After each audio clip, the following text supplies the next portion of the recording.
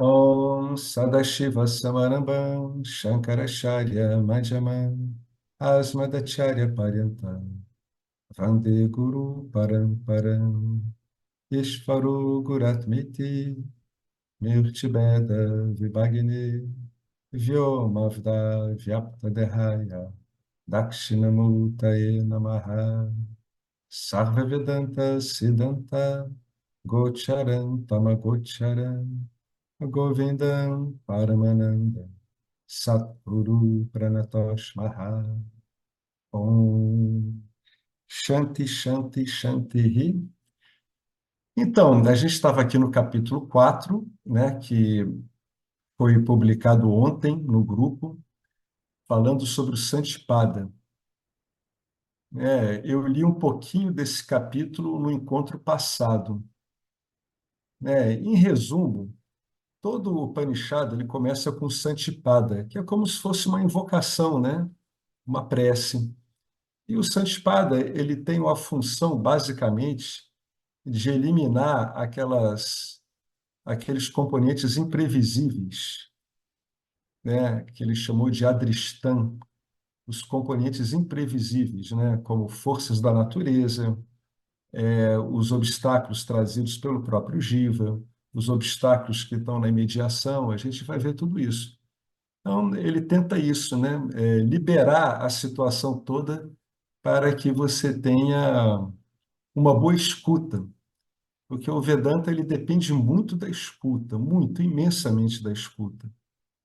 É difícil ouvir Vedanta, porque quando a gente ouve Vedanta, a gente ouve já com uma certa idade, a gente traz uma bagagem de interpretação. Então, naturalmente, a gente ouve Vedanta, a gente vai cruzando com o HD que a gente tem, e isso prejudica a escuta, né? Quando, na verdade, tem que ser frisado várias vezes. O Vedanta não tem necessidade e não deve ser comparado com outras abordagens, inclusive com as visões pessoais. Por quê? Porque assim a pessoa que está estudando Vedanta, ela na verdade não vai estar estudando Vedanta. Ela vai estar fazendo comparações e não vai conseguir extrair, né, o que esse Darshana espiritual tem de melhor. Ele é completo em si, e ele apresenta uma visão muito peculiar do funcionamento aí do mundo, ele apresenta Maya, né, Brahman, são modos de se referir que você não encontra em outros darshanas. Então, ele precisa ser ouvido na sua inteireza.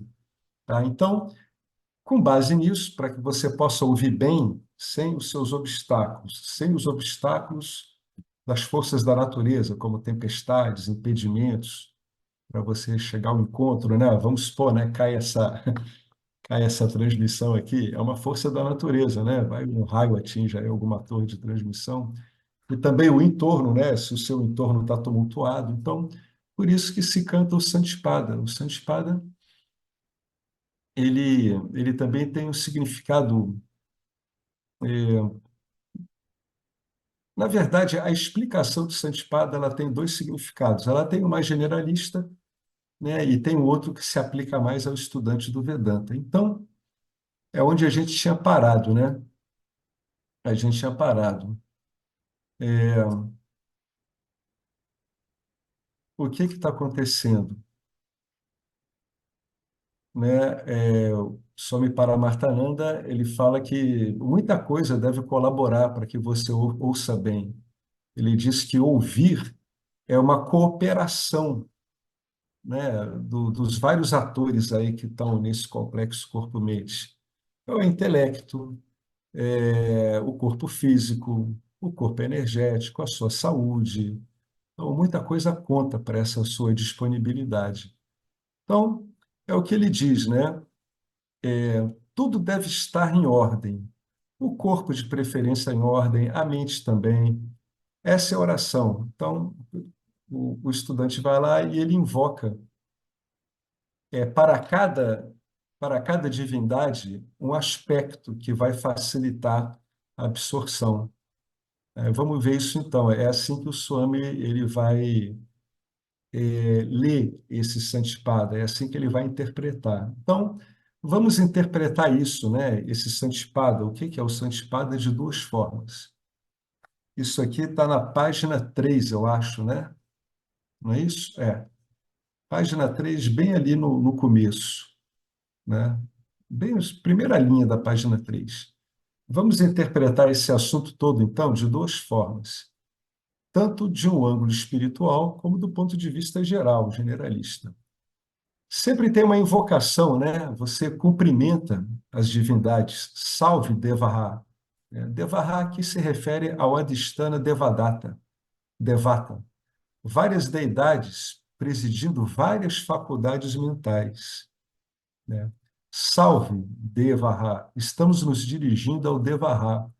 Bradan Karanebhi Shurunyayama. Através de nossos ouvidos, ele agora vai falar sobre cada frase dessa. Através de nossos ouvidos, devemos sempre escutar palavras agradáveis, auspiciosas, né? Que todos se comportem comigo de maneira agradável. Por quê? Porque a vida é uma série de interações. Se você interagir com o motorista de rickshaw, você sabe do que eu falo. Aqueles triciclozinhos que antigamente no Brasil se chamava de romizeta, lá na Índia é cheio dessas maquininhas, né? Os triciclozinhos que levam as pessoas para tudo que é lugar. Então, se você interage no dia a dia, né, com o motorista de rickshaw, você sabe do que eu falo. Somi Paramartananda mora em Chennai, que é uma cidade indiana muito grande, muito urbana, muito poluída, com todo tipo de problema que uma mega cidade tem, né?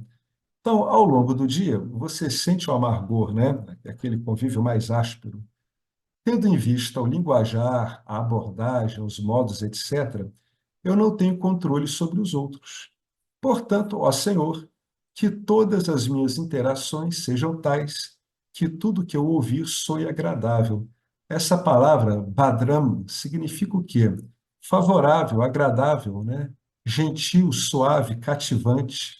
Badram mangalam. Mangalam é algo agradável, é bom. Esse é o significado geral, tá? Mas, no contexto espiritual, em última instância, existe apenas uma coisa auspiciosa, que não é uma coisa, né? É onde todas as coisas ocorrem. O que é essa coisa auspiciosa? Em toda a criação existe apenas uma coisa auspiciosa última, e esta é Brahman, ou Bhagavan. Paritranam, aí ele fala aqui uma frase enorme aqui, em sânscrito, ele coloca, de acordo com a tradição, em última análise, Mangalam, o agradável, é somente Bhagavan, né? É somente Deus. Possa eu ouvir Bhadram significa, numa visão espiritual, possa eu ouvir Brahman, né? O agradável, o desejado, o querido, o amado. É assim que Deus, Brahman, é referido em vários Upanishads, o um sem o segundo. É aquele por causa de qual você ama tudo que você ama. Você ama o seu marido por causa de Brahman.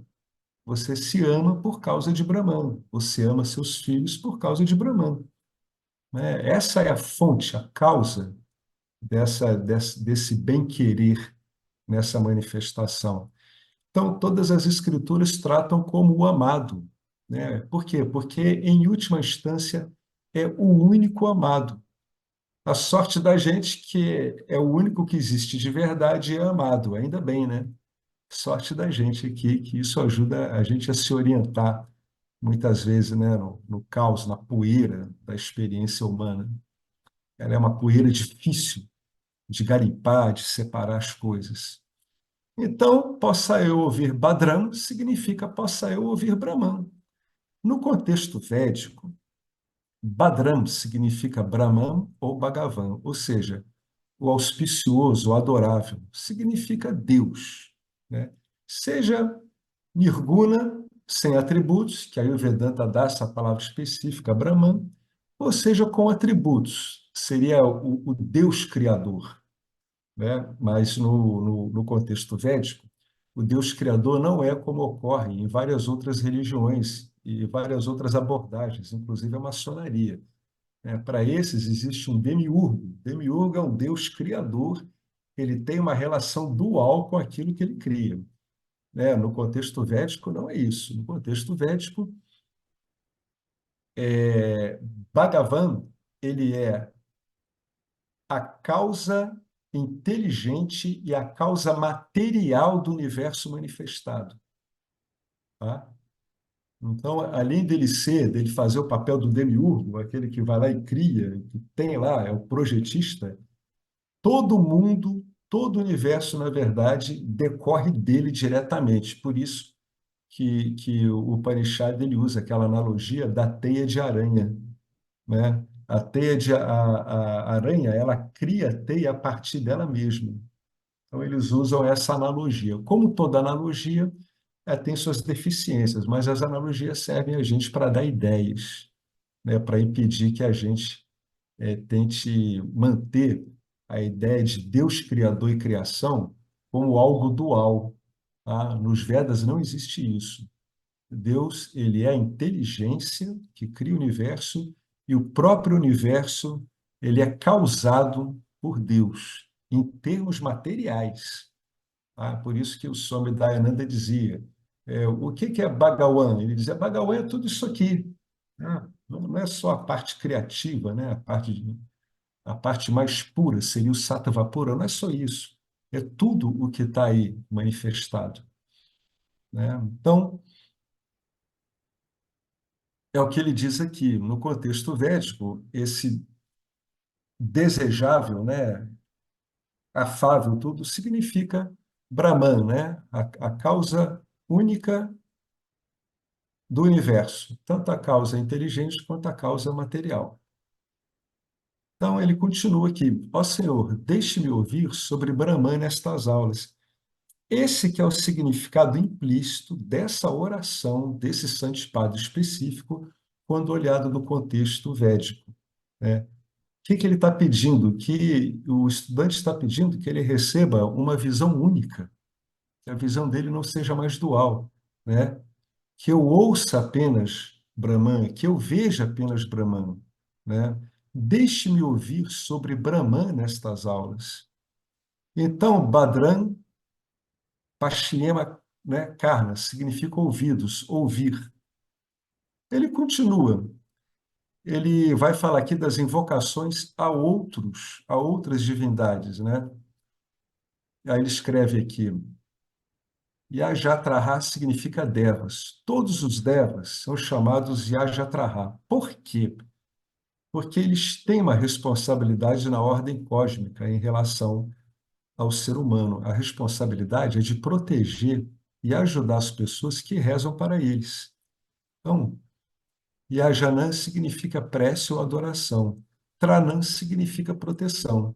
Então, a gente está se referindo a essas divindades que vão ajudar aquelas pessoas que intuam santipadas, ou Nitya Puja, etc.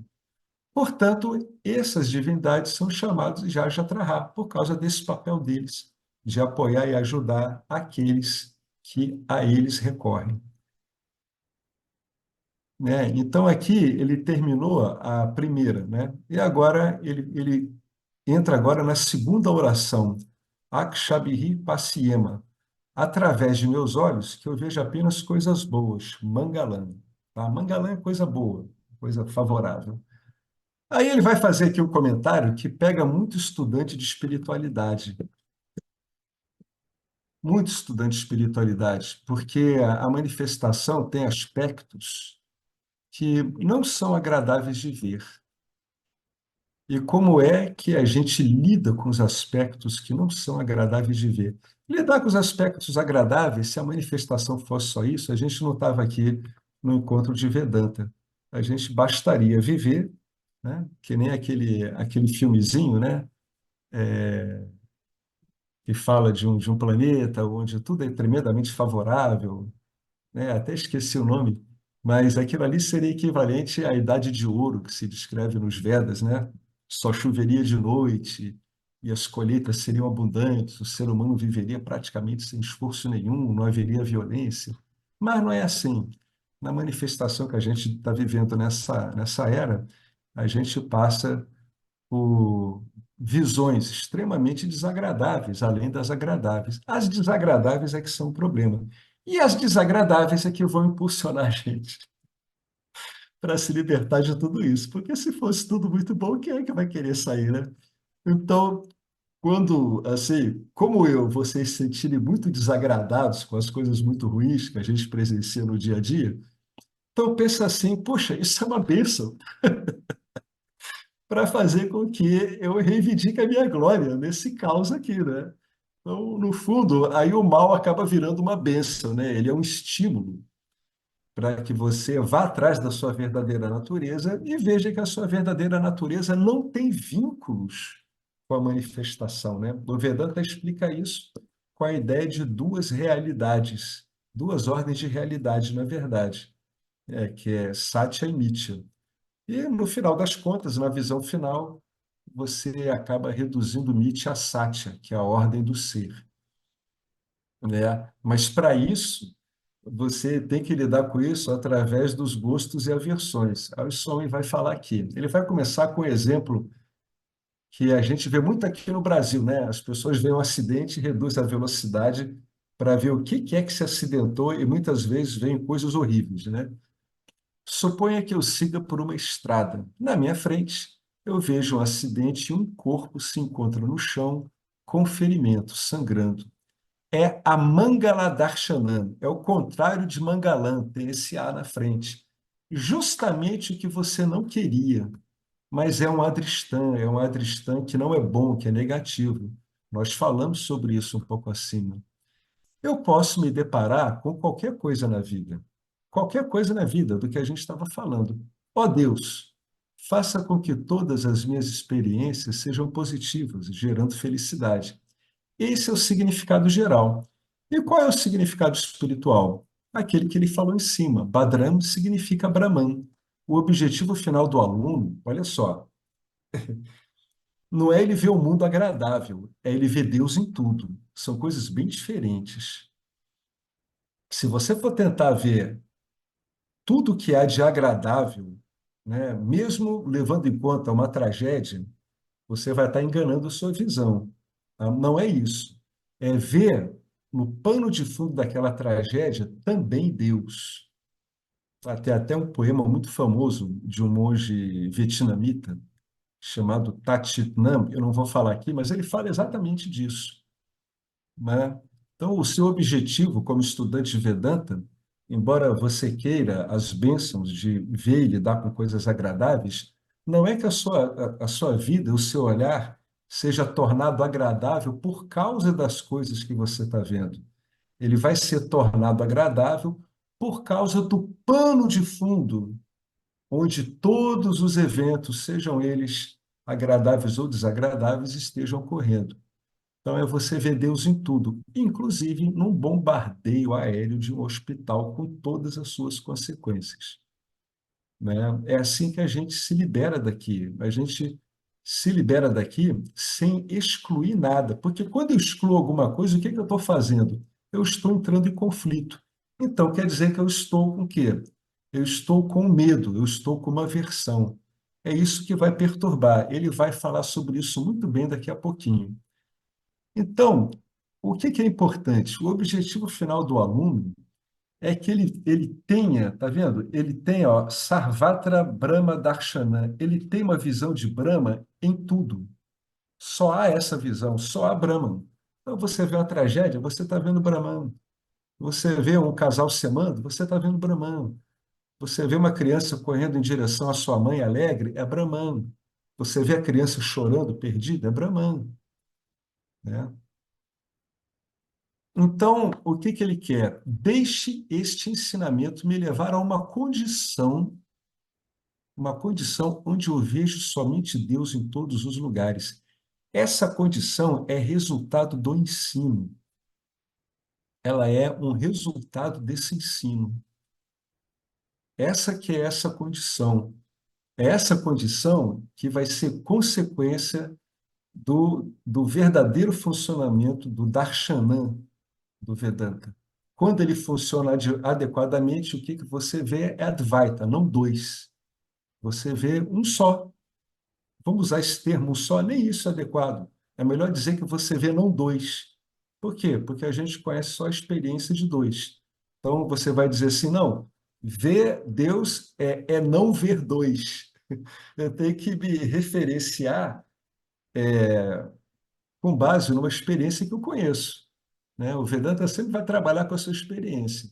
Na minha experiência, eu vejo sempre dois. Aí o Vedanta diz, não é isso. Brahman não é isso. Não é esse dois aí que você está vendo. Nunca, tá?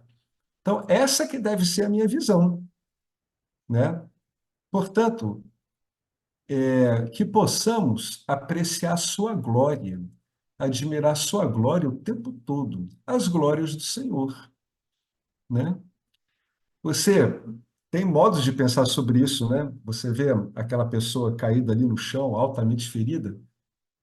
Pelo menos ela, na verdade, não é aquilo, né? Pelo menos isso. Mais cedo ou mais tarde ela vai descobrir isso, né? Mas pelo menos isso, ela não é aquilo, né? Ela não é aquele sofrimento, ela não é aquela condição.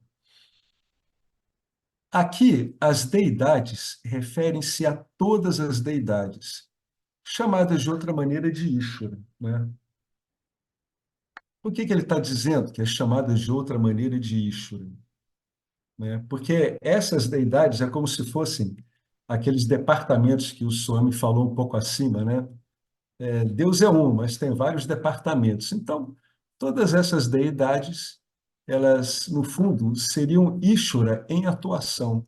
Que Ishvara, na verdade, seria o sattva mais puro, né? Então, na atuação dele, em termos assim divinos, forças da natureza, etc, etc, etc, aí cada força dessa estaria sendo presidida por uma deidade. Essa é a ideia dos Vedas, é assim que eles trabalham. Por isso que existe no hinduísmo tanta, mas tanta divindade. Todas elas têm a sua função. A gente vai ver algumas aqui. Deixe-me ser capaz de apreciar Ishvara em todos os lugares. Isso aqui é o mais difícil para o estudante espiritual. Até porque ele foi para a espiritualidade porque ele não via com bons olhos as coisas ruins que ocorrem no mundo, né? Incomoda. Então, o estudante espiritual ele tem que voltar e puxar esse pedaço dele que ele largou lá para trás. Isso ele vai ter que resolver de alguma forma, né? Ele vai ter que pegar esse rabicho que ele deixou de tentar não ver uma coisa, ele vai ter que integrar isso, né? Isso é outra coisa muito, muito importante que vemos no Bhagavad Gita e discutido de forma muito elaborada do sétimo ao 12º capítulo. Veja bem, é aquilo que a gente estava falando. Inicialmente, olhamos para o mundo e para Deus como duas entidades separadas. Vamos usar a palavra entidades, tá? Só para a gente poder se comunicar. O mundo está aqui. Bhagavan está em segurança, além das nuvens, em algum lugar, em Brahmaloka, Vishnuluka, Shivaloka. O que é que são esses lokas? São céus, né? Céus. É o ambiente celestial. Brahmaloka é o ambiente celestial mais apurado, mais sublime dos Vedas. Depois desse tem vários, né? Ou mesmo, se nós trouxermos Bhagavan para o mundo, a maior parte das pessoas relaciona isso apenas com o templo. Deus está no templo, Deus está em locais sossegados, né? Deus está naquele lugar quietinho, sagrado. Quem é que vai conseguir ver Deus no cruzamento da Nossa Senhora de Copacabana com a Figueiredo de Magalhães, no Rio de Janeiro, né? Aquele inferno, camelô para tudo que é lado, automóvel. Mas essa é a proposta do estudo, né? Por isso que não adianta a pessoa achar que ela tem como saber como é. Ela não tem como saber, né? Ela tem que se entregar ao estudo e ver o resultado do estudo, tá? Então, a gente tem duas coisas aqui. A gente tem, para algumas pessoas, Deus está lá em algum local celestial e o mundo, esse lugar infernal, está aqui. Ou então você encontra Deus aqui também, mas só em locais puros, locais sagrados, templos, etc. São os dois tipos de estudantes que, em geral, aparecem, né? Ou então é isso.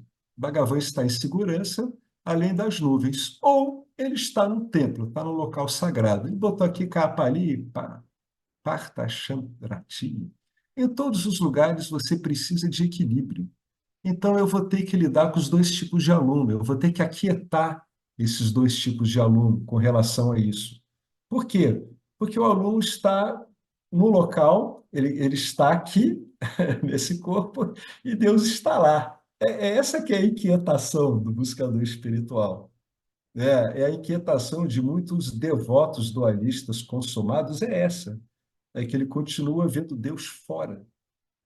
Então, como é que você vai apaziguar esses dois tipos de aluno? Que não estão vendo só Deus, eles estão vendo eles e Deus. Eles estão numa visão dual. Como é que você vai lidar? Portanto, pensamos que Deus e o mundo são duas coisas distintas. É assim, é exatamente assim que a gente inicia a nossa vida religiosa. É desse jeito, né? Deus e o mundo são duas coisas distintas. Mas a nossa tradição, a tradição dos Vedas, diz outra coisa bem diferente. Ela diz que esse pode até ser o seu ponto de partida, mas nunca tem como ser o ponto de chegada. Nunca, em hipótese alguma.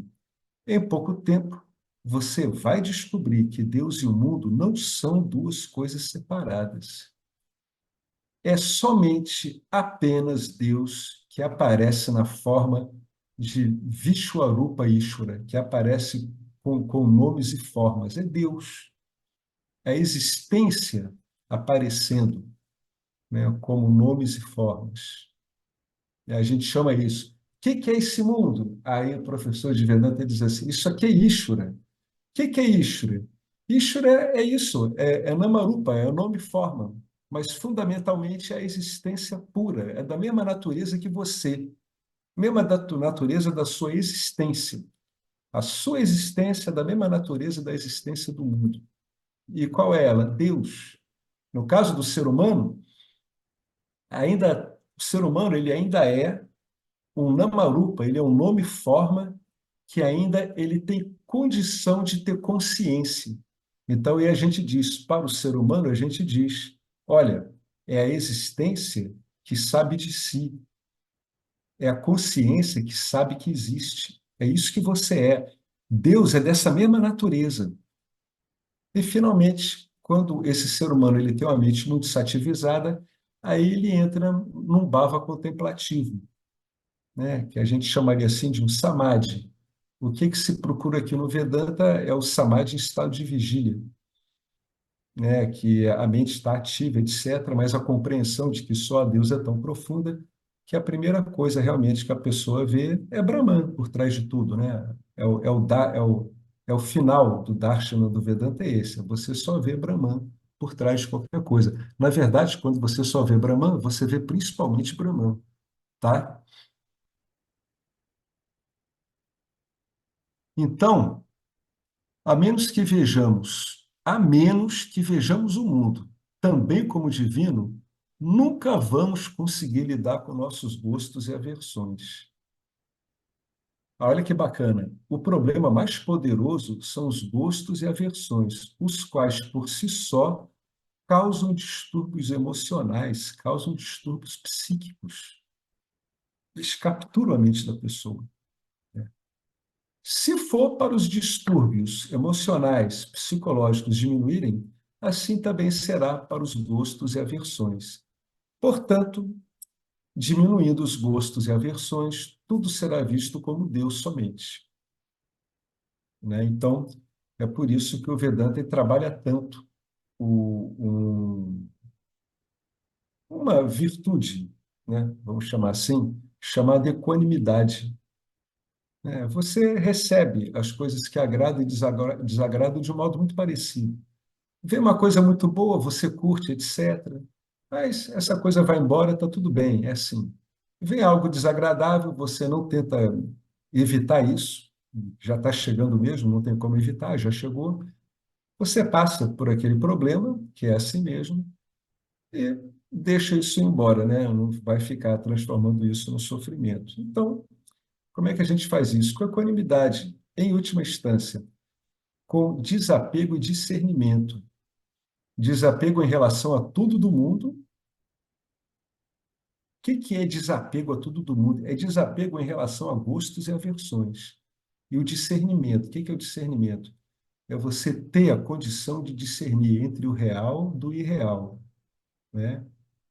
Entre aquilo que é meramente uma projeção daquilo que é o fundamento dessa projeção, aquilo que dá existência para essa projeção. No caso de nós, seres humanos, aquilo que também dá consciência a essa projeção, que é o jiva, né? Então, a questão aqui é trabalhar bastante os gostos e aversões, né? O bem também é Deus, e o assim chamado mal é Deus também. Isso aí, vários místicos e professores acabam falando isso, né? Eu deveria ver dessa maneira. E não apenas isso. A minha própria vida deveria se tornar uma forma de adoração. Que forma de adoração é essa? É ver só Deus.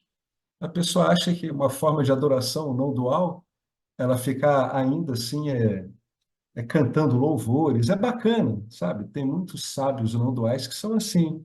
Mas, fundamentalmente, antes de cantar louvor tudo, eles estão vendo só Deus. Quando eles cantam louvor, eles veem Deus cantando um louvor que é Deus a Deus. Essa que é a visão de um sábio não dual, quando ele está cantando um louvor, como era o caso de Abhedananda, que era um grande Gnani, tinha um componente Bhakti devocional gigantesco, né? Então, a minha própria vida deveria se tornar uma forma de adoração. Qual é a forma de adoração? Ver, reconhecer Deus em todos os lugares e converter a vida em adoração é o objetivo da vida. O objetivo da vida para nós, estudantes de Vedanta, estudantes de um ensino não dual, de um darshana espiritual não dual. Aqui, o aluno ele faz a seguinte invocação: ó Senhor, faça a minha vida também assim, uma apreciação das suas glórias, tal qual as excelências divinas que Krishna fala para Arjuna no 10º capítulo do Gita. Tão glorificante.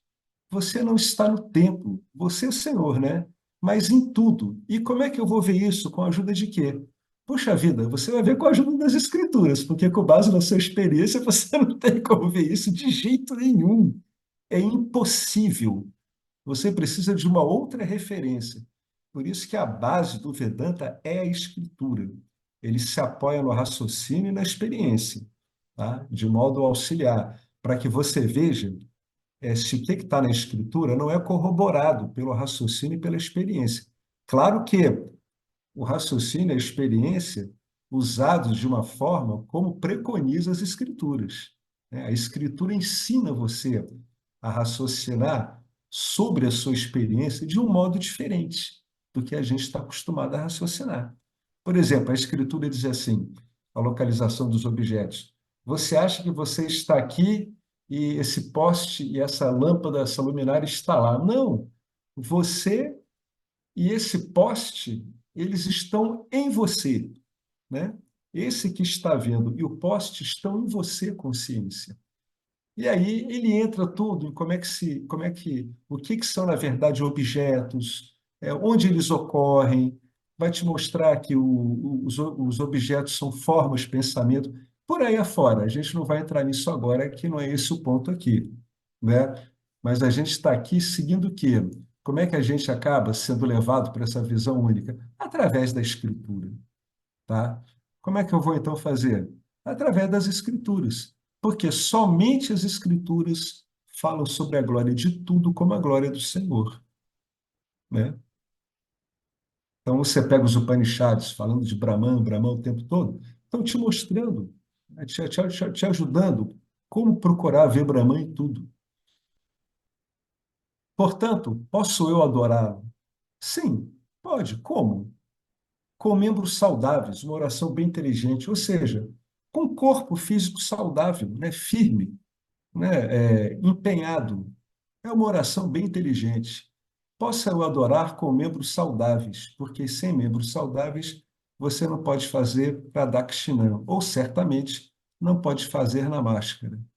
Costumo dizer que a Namaskara é um projeto, né? A pessoa deve fazer o namaskara quando realmente ela estiver vendo, ela tiver conseguido esse darshana do Vedanta, que só tem um, né? E muitas pessoas eu proíbo de fazer o namascará, dizendo não faça namascará. Então, eu é que vou ter que ajudar elas a se erguerem de onde ela está e levar elas até o ponto onde elas podem fazer isso, em plena consciência, né? Não é problema delas, mas é meu problema. Portanto, se eu tenho que fazer um satsanga namaskara, eu devo estar saudável. Assim, através dessa oração, a gente busca também uma boa forma física. É muito bonito. Deixe-me levar toda a minha vida como adoração a Ishvara. Isso aqui, na verdade, quando você lê a história de alguns místicos cristãos, né, como Santa Teresa d'Ávila, São Francisco de Assis, era isso que eles faziam, né? Mas eles faziam isso, as pessoas que não têm uma visão não dual acham que eles estavam fazendo uma adoração como se Deus estivesse no local e eles em outro. Eu tenho minhas dúvidas. Eu acho que São Francisco e Santa Teresa, eles realmente viram que só havia Deus, não havia mais nada além de Deus. E toda a vida deles foi essa adoração a Deus, né? Deixe-me levar toda a minha vida como adoração a Ishvara. O que é a vida? Adoração a Ishvara. Quanto de vida eu quero? Aqui, o aluno ele tem que também ter muito cuidado. Ele não fala em querer uma vida curta, e a gente vai ver na frente nem uma vida longa. Geralmente, à medida que envelhecemos, qual será a nossa oração? Bem, eu deveria morrer rapidamente. Quando somos jovens, a nossa oração é que eu viva muito. Depois dos 60, qual é a nossa oração? Que o fim venha logo, de preferência de modo indolor. Portanto, nossas orações são confusas até mesmo para Deus, porque inicialmente oramos por uma vida longa e depois a gente ora por uma vida que seja a mais breve possível. Bhagavan fica se perguntando o que ele realmente quer.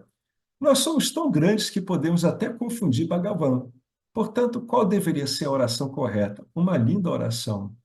Devaita Bhagavan, ó Senhor, não estou pedindo uma vida mais longa ou mais curta. Então, o que eu quero? Qualquer que seja a vida que me foi atribuída de acordo com a lei do karma, qualquer que seja a vida atribuída a mim, Hitam Devahitam. Hitam significa o quê? Distribuído. Deva significa distribuído por Deus. E isso quer dizer que Deus não vai distribuir de acordo com a sua vontade. Atenção, Deus não tem vontade. O estudante do Vedanta tem que saber disso. Deus não tem vontade, tá? O que que faz as coisas ocorrerem é a lei do karma. Tá? Não é que Deus diz, eu vou favorecer aquele porque eu gostei dele, ele é boa praça, eu vou favorecer aquela lá porque ela se arrependeu. Não, tem uma contabilidade cósmica aí e Deus vai distribuindo as coisas de acordo com as leis dele. Deus não se corrompe, não é corruptível, né? Ele executa as leis que ele bolou. É isso que ele faz, né? Deus vai distribuir de acordo com o quê? Com a lei do karma, né? Então, esse Devaritam significa distribuído pelo karma. Se eu tiver que viver mais tempo de acordo com a lei do karma, isso também está ok. Se tiver que morrer jovem, não posso dizer jovem nessa turma, geralmente nas aulas de Vedanta, a média será de 70. Então a palavra jovem não precisa ser dita. Mas se eu tiver que morrer cedo, tudo bem, não tem problema, né? Você faz uma invocação a Yama, o Deus da morte, né? Sempre que o Senhor quiser, venha, estou pronto para entregar o meu corpo para você. Ainda mais que o seu corpo não é seu mesmo, né? Então, se pensar assim, ajuda, né? Você só está devolvendo coisas, né? Não, é o meu corpo não sabe nada do seu corpo, rapaz, não sabe nem o próximo pelo do seu corpo que vai crescer. Como é que diz que é o meu corpo, né? Qual deve ser a nossa oração? Então, não é para uma vida longa ou curta, mas para quê? A vida que me cabe, né? Ela tem que ser boa. Do ponto de vista espiritual, ela tem que ser boa como? Ela tem que ser levada a ver Deus e somente Deus, inclusive em você mesmo. Aliás, é vendo Deus em você mesmo que você vê Deus em tudo. Por isso que toda escola ela diz para o indivíduo ir em direção a ele mesmo, para ele não perder tempo no mundo manifesto. Tem que entrar aí, tem aquelas linguagens, né? Vá para o coração. Cara, que coração é esse? Ah, o coração físico. Não é bem isso. O coração físico está lá, é um centro importante. Na verdade, é o modo como as pessoas se referem, como falam um para outro, né? Eu chego aqui, eu falo para Marinéia, Marinéia, o meu nome é Alex. Eu não falo isso, eu falo o meu nome, eu boto a mão no peito, meu nome é Alex. Então, muitas culturas acreditavam que a mente ela está na área do coração. Por isso que às vezes você vê essas traduções, né? Se a tradução aí, na verdade, é âmago, core, do inglês, né? Então, onde é que você vai achar isso? Você vai achar isso indo para dentro, indo em direção ao seu âmago, que aí se chama de coração, o Vedanta vai chamar de intelecto, né? Você pode equivaler tudo isso. É uma coisa estranha para quem tem uma bagagem espiritual. Ah, então o coração é mente? Como assim? A mente só não pensa? Não, pelo Vedanta, a mente também ela é a sede, né? O local onde ocorrem as emoções também. Então, mente, um olhar mais amplo, o corpo sutil para o Vedanta é algo muito amplo. É onde está a identidade egóica, é onde está a função de discernimento, é onde você junta as impressões sensoriais, né, e faz a sua navegação por esse mundo, compreende o que é que você está sentindo, o que é que você está percebendo com os sentidos. É onde ocorrem as sensações, as intuições, os pensamentos, né, as emoções, né? Então, a palavra é essa, você tem que ir para dentro de você. Aí cada escritura vai falar de um jeito. Coração, intelecto, mente, tudo a mesma coisa. Pensa sempre em âmago. Âmago, âmago, âmago. Essa que é a ideia, tá? Então, a vida que me cabe tem que ser boa. Boa como? Nisso, né? Eu tenho que ir para onde eu estou querendo aqui, no encontro de Vedanta. A vida tem que servir para isso, ela tem que ser boa nisso, qualquer que seja a vida, né? Seja qual for a duração, a qualidade é que é importante, não é a quantidade. Como diz um belo ditado em inglês, não adicione anos à sua vida, adicione vida a seus anos. Deixe sua vida com mais qualidade. Portanto, mesmo que sejam somente 40 anos, que seja uma vida pujante, de forma de apreciação e adoração a Ishvara. Por meio de qual ação? Qualquer ação. Essa é a base do Karma Yoga. Para que serve o Karma Yoga? Para o indivíduo, ele intencionalmente, né, ele oferecer qualquer ação dele como uma adoração a Ishvara. Quando a visão definitiva se estabelece e ela fica muito firme, naturalmente, em qualquer ação, você vai estar sempre ligado nisso, qualquer uma, né? Mas o Karma Yoga, ele tem essa função de você olhar o seu modo de agir do modo mais apropriado possível. Como é que deve ser o meu modo de agir, seja lá qual ação? Deve ser como se fosse uma oferta a Ishvara. É isso que você deve fazer. Não deve oferecer a sua ação para você. Olha que engraçado. Você deve oferecer ao campo Dharma, que vai lidar com essa ação. Essa é a síntese do Karma Yoga. Karma Yoga não é exatamente fazer bem aos outros, como é interpretado em muitas correntes de vários matizes. Não é bem isso. Fazer bem aos outros é uma das consequências, né? Você vai fazer uma oferta de Deus dizendo assim: eu vou dar um chute na boca daquela pessoa quando ela cair no chão.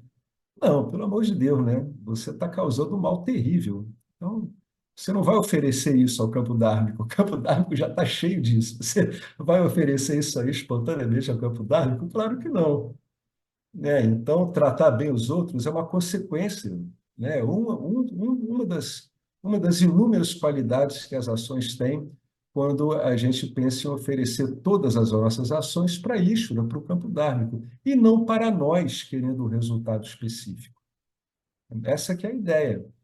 Toda ação boa, ela deriva disso, desse correto entendimento do que é você estar se vendo ainda como um agente. Eu sou um agente, eu ainda me vejo como um agente. Então, se você se vê como um agente, você pratica o Karma Yoga.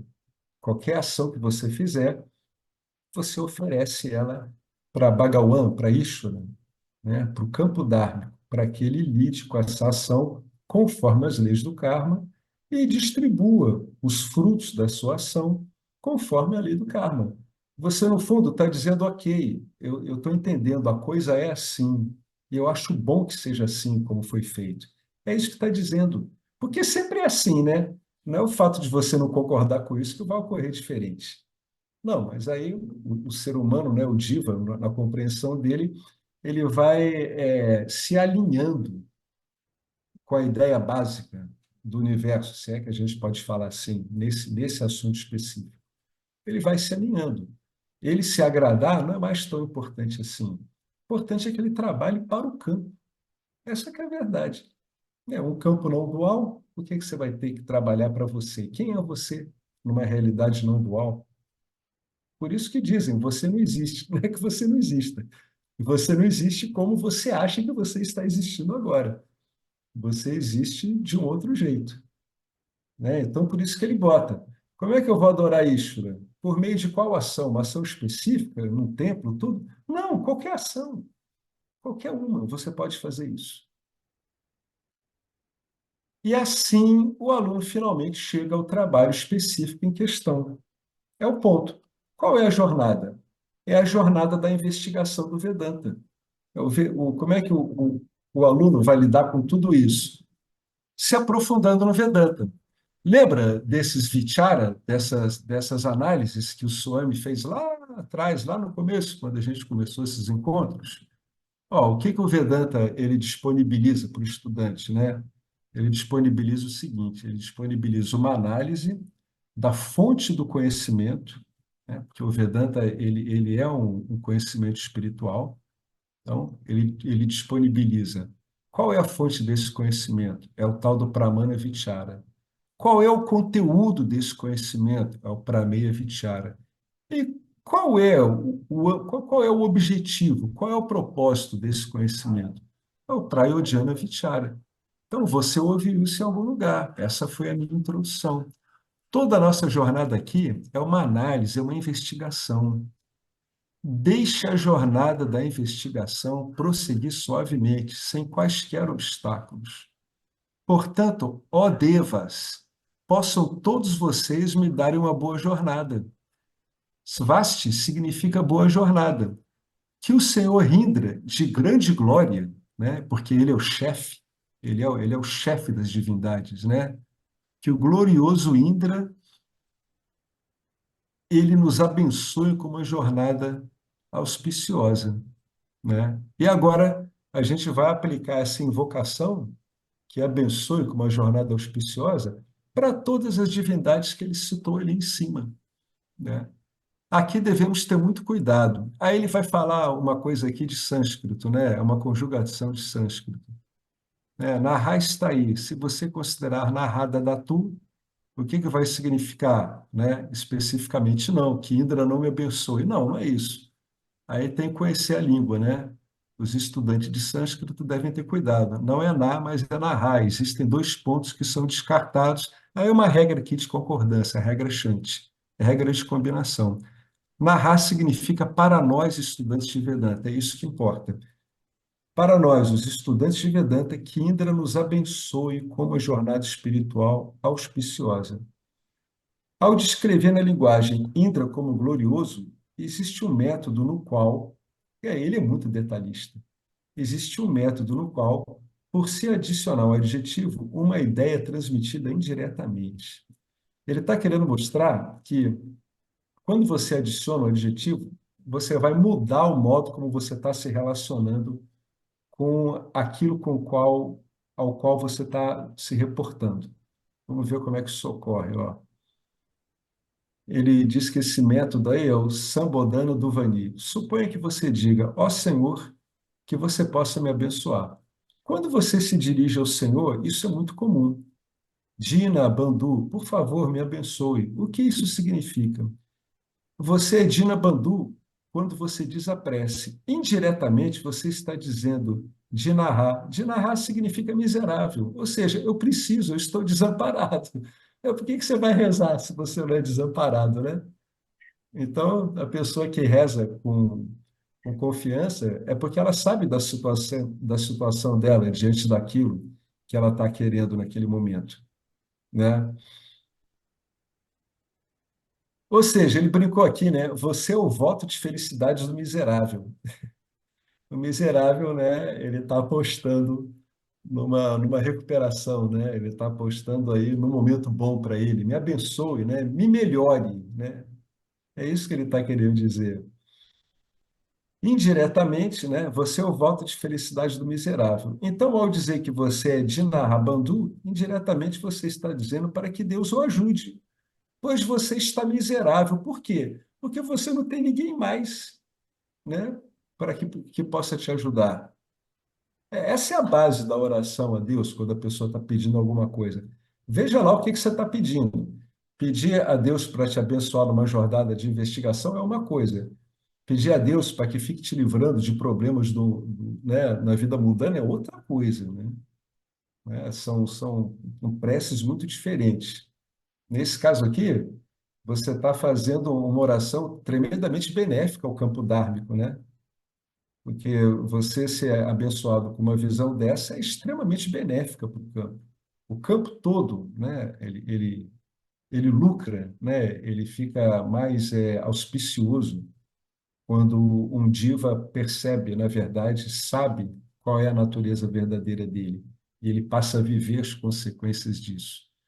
Então, é isso que você está fazendo. Então, indiretamente, é isso que você está dizendo, né? Você está dizendo que você está fazendo votos positivos para o miserável, ou seja, eu, né? É isso o que a gente está fazendo aqui, nessa prece. Ao dizer que você é Dina Bandhu, você indiretamente está dizendo para que Deus o ajude, porque o seu estado é de miserabilidade espiritual, né? Não tem mais ninguém que possa me ajudar. Esse significado nessa relação se chama Sambodana do Vani. É que nem quando recorremos a uma pessoa. Aí ele está falando para as pessoas que fazem doações para o ashram dele, né? Ó, generosa pessoa, significando o quê? Qual é o propósito? Né? Ele está querendo dizer uma coisa, ó, você é uma pessoa generosa, o livro está pronto, o propósito é que você doe, você colabore aqui com a Ashra, né? Por que você deveria se dirigir a alguém como uma pessoa generosa? Esse adjetivo generoso é chamado Sambodana do Vani, é para que essa pessoa te dê alguma coisa que você esteja precisando. Aqui também, ó glorioso Indra, me abençoe. Quer dizer, o que que ele está querendo dizer, né? No fundo dessa prece, me torne um glorioso Gnani, né? Me torne, e também aqui tem uma oração que é feita aqui para o sol, né? É isso que ele está querendo dizer. Olha, tem uma outra oração aqui para o sol, Surya Devata, que é regularmente adorado em nossa cultura. Aí ele falou aqui duas, acho que aqui deve ser o Gayatri Mantra, né, que fala, Sandhya Vandana, que eu não sei o que que é. São todas divindades védicas. Indra, Surya, né? Ele chamou aqui de puxar. Puxar, porque é puxar que é falado lá no Santipada, não é Surya. Mas ele explica aqui por que que é isso. Surya Devata é chamado de puxar porque ele nutre toda a criação através de sua luz solar. Ele nutre todo o reino vegetal. Só ele dá energia para nós diretamente. Pushnati Ti Puxá, o nutridor de todos. Surya Bhagavan também é onisciente, porque na escritura védica, Surya Bhagavan representa Ishvara, Narayana. Assim é considerado onisciente. Vishwavedaha, o onisciente, Surya Bhagavan, me abençoe. Aqui também, o que é Sambodana do Vani? É assim, você está falando com Deus. Já que você, ó Sol, é onisciente, como você deve me abençoar? Me dando conhecimento. Então, agora, eu vou me reportar a uma divindade de conhecimento. Eu devo ser capaz de obter conhecimento espiritual, né? Aí ele fala uma frase aqui, né, do Santipada, que é esse Swasti Nastarksio Stanemihi. Stanemihi significa Garuda Devata, que é o veículo do Senhor Vishnu. É aquele cisne. Vocês já viram isso? que tem nas divindades védicas, é o cisne, representa pureza. Em termos Vaishnava, os duais, ele está se referindo especificamente a Garuda Alvar. A referência é clara.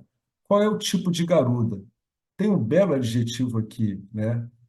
É esse aqui que ele falou, Aristanemirahari, cuja jornada é sem nenhum obstáculo, uma jornada desimpedida.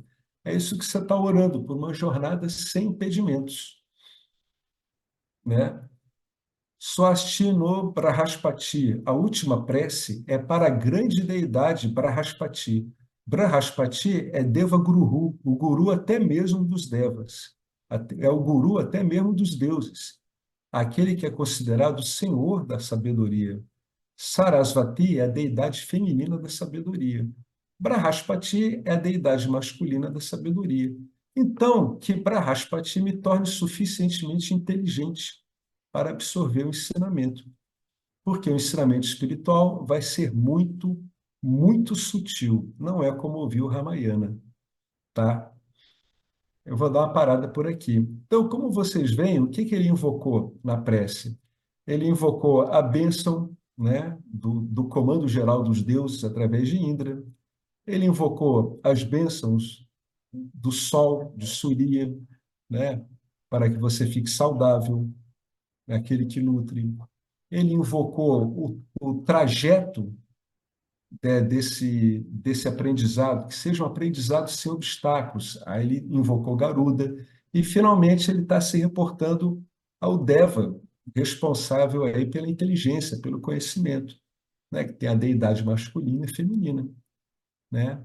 É isso que ele estava querendo dizer, como cada deidade dessa representando, né, uma coisa que ele quer que seja facilitada. E é uma oração válida, porque é uma oração pedindo a discriminação definitiva do que é real e do que é irreal. Né? Todo Upanishad trata disso. Então, é uma oração muito bem recebida pelo campo dármico, né? Ela é como se você estivesse se oferecendo para o campo dármico, né? Para a verdade disso aí tudo. Então, é uma bela oração, uma bela invocação. Os Shantipadas são todos muito bonitos, tá? E aí ele fala aqui, por quê? Por que que o indivíduo tem que estar com o intelecto bem disponível, né? A capacidade discriminativa bem atenta? Por que que tem que estar bem disponível? Porque o ensinamento espiritual, ele é muito sutil. Ele é muito sutil porque ele vai penetrar nas suas camadas mais recônditas de discriminação. É isso que ele vai fazer. Ele vai ir trazendo para você gostos e aversões que vão ter que ser modificados de acordo com o ensinamento. Então, o investigador, na verdade, ele investiga o próprio corpo sutil. Ele investiga tudo aquilo que faz com que ele acredite que ele é uma pessoa. É isso que ele faz. Ou seja, que ele é o fazedor de ações e que ele está aqui no mundo, Deus está lá, e que ele trabalha no mundo, ele se move, se movimenta pelo mundo para obter o que ele deseja. É isso que o ensinamento espiritual vai fazer. Ele vai questionar tudo isso em detalhes profundos e através de uma multiplicidade de ângulos enorme. É isso que ele vai fazer. Por isso que o ensinamento é muito sutil. Não é como você ouvir o Ramayana, não é como você ouvir o Mahabharata, tá? É isso sim, como você ouvir muito atentamente aquele livro do Mahabharata que tem uma instrução espiritual não dual, né? Conforme lido por essa tradição que é o Bhagavad Gita. Então eu vou dar uma parada aqui e a gente vai começar do ponto onde ele fala aqui, ó, muitas pessoas acham que essas palestras são Katai. Katai é história, Ramayana, os épicos, né, lá da mitologia hindu, etc., os Puranas, tudo isso são Katai, são histórias. O Swami Paramartananda, ele comentou em outro texto que os Katais são muito úteis para as pessoas que não têm trabalhado sua capacidade discriminativa. Você Você trabalha primeiro por histórias, por exemplos. O que que a história faz? Ela dá um exemplo a ser seguido. É isso que ela dá.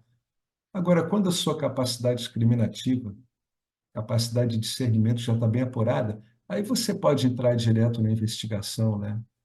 Que ela é bem mais puxada mesmo. Eu tenho visto isso por mim mesmo, por várias outras pessoas, né? A investigação espiritual que o Vedanta propõe, ela é muito elaborada, muito completa e muito exigente, né? Porque ela está trafegando num ambiente que é um ambiente muito delicado.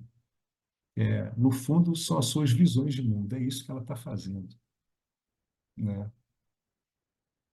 Então, a gente vai dar uma parada por aqui, tá? Conforme a gente tinha combinado. Alguém quer comentar alguma coisa sobre isso aqui? A gente está praticamente acabando esse capítulo aqui, né? Que é um capítulo mais informativo. Aí, se realmente não der para apresentar esse trabalho rápido, né, por causa daqueles termos em Devanagari, aí eu vou me concentrar, né, nesse texto a ser traduzido com Devanagari, vou dar um jeito, vou entrar em contato com o que eu puder, e aí esses encontros vão ficar temporariamente suspensos até que a gente passe pelo obstáculo aí do capítulo número 5. Tá joia? Mas ele está praticamente acabando, né? Eu não vou acabar agora que vai ficar muita coisa, né? Vai ficar meio, né? Mas isso aí, certamente, no encontro que vem, a gente acaba esse capítulo aqui. Tá joia? Então, depois de falar tudo isso, alguém ainda quer colocar alguma coisa? Não, já tá bom. Já tá bom. Já é coisa demais e já é obstáculo demais, né? Estamos aqui com obstáculo. Vai que de repente eu vou ter que recorrer aqui. O Mauro até me deu essa ideia, um tradutor juramentado mesmo. Sei lá, né? Qualquer coisa parte para isso mesmo, né? Tem que remover esse obstáculo aí. Para quem é que a gente reza? É pro Ganesha, né? O removedor de obstáculos. Tem que ser para ele. Vamos ver o que que ele bola nisso aí tudo. Ó, senhor Ganesha, ajude-nos a eliminar aquele obstáculo ali cheio de alfabeto Devanagari que ninguém entende nada daquilo. Vamos ver o que que ele faz aí. Eu tô rindo, mas a oração que eu fiz agora é séria, né? Tem que ajudar mesmo, senão a gente não progride. Tá, joia? Foi um obstáculo realmente imprevisível esse, imprevisto. Não tinha como, impossível prever isso, né? E depois eu vi o resto do texto, né? Que são mais de 400 páginas, né? A publicação original não tem nada. Ele não repete isso de novo, por isso que eu acho que foi alguma coisa lá de alguém que foi fazer, né? Foi transcrever a palestra dele, manteve coisas, ou acrescentou, ou não sabia o termo em inglês, deixou o termo ali em Devanagari. Não sei, só vendo. Tá, tá, joia, gente. Então, a gente termina no encontro que vem, se assim quiser, Bhagawan. E se Bhagawan assim quiser, a gente também elimina esses esse alfabeto Devanagari, que é um alfabeto bem curioso, parece um monte de desenhozinho, né? Tá joia, então? Então vamos lá. Om Purnamada Purnamidam Purnamudachyate Purnasya Purnamadaya Purnameva Vasishyate Om Shanti Shanti Shanti. Gratidão ao Dakshinamurti, o primeiro a transmitir esse conhecimento, a todos os sábios, foram os antecessores, né, desse ensino, passaram esse ensino adiante. Gratidão a tudo, gratidão a podermos estar aqui compreendendo esse ensinamento, podendo dispor de professores do nível de Swami Paramarthananda. Tá ótimo, gente. Obrigado. Uma boa noite para vocês. Até a próxima.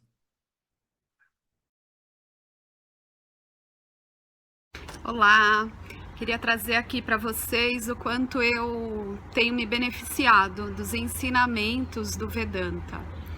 Esses ensinamentos do Vedanta, eles mudaram a minha vida, o meu estilo de vida, né? A partir de uma compreensão sobre Jagata, o mundo, sobre essa pura inteligência, Ishvara, sobre o Jiva, né? A mente, o funcionamento, sobre a aplicação do Karma Yoga diariamente na vida, o quanto isso beneficia a purificação da mente, né? Para poder daí acessar aquilo que é mais valioso. Aliás, eu diria sem valor estimável, inestimável, né? Uma riqueza profunda, que é a compreensão sobre os ensinamentos de Satya, a consciência, a existência ilimitada que sou. Bom, eu sou uma aluna de Vedanta, desse grupo, Vedanta Brasil, que iniciei a jornada, estou no começo da jornada, mas essa jornada seria impossível sem o apoio diário de um professor qualificado, o professor Arlindo Nagar, nosso professor, que dedica a sua vida, que dedica as batidas do seu coração exclusivamente para o ensino do Vedanta. Ele gosta de usar a frase o coração que se doa recebe. Então ele é esse coração que doa. E aí a minha pergunta e o meu convite é: e você? Tem se beneficiado também dos ensinamentos, da compreensão, da clareza desses ensinamentos que são trazidos para nós? Sim? Se sim, o coração que doa recebe. Então o convite é: se você se beneficia, você pode também fazer uma doação. Essa doação, ela é necessária, apropriada, para a manutenção, né, desse ensinamento vivo diariamente para nós. E é um convite para que a gente possa nutrir esse grupo com o dar e o receber. E se você se beneficia, tenho certeza, qualquer valor mensal é suficiente. É o valor que o seu coração sentir, mas é um valor apropriado.